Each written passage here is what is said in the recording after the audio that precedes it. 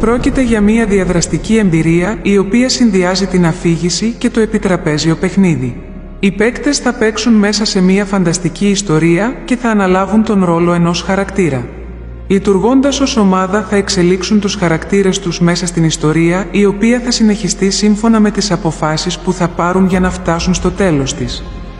Η κάθε ενέργεια που οι παίκτες θα πράξουν μέσα από τους χαρακτήρες τους, θα πραγματοποιηθεί με ένα σύστημα ζαριών και καρτών, το οποίο και θα καθορίσει το επιθυμητό αποτέλεσμα.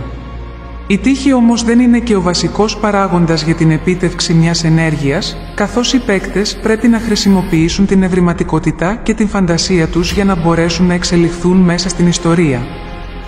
Οι ιστορίες του παράξενου ταξιδιώτη είναι ένα ταξίδι σε φανταστικούς κόσμους. Εγκαταλελειμμένοι πύργοι, παλιές βιβλιοθήκες, υπόγειες στοές γεμάτους κινδύνους, ταξίδια σε ανεξερεύνητα μέρη σε επικές πόλεις ενός αρχαίου κόσμου και μοναδικές αποστολές που οι παίκτες πρέπει να βγάλουν εις πέρας.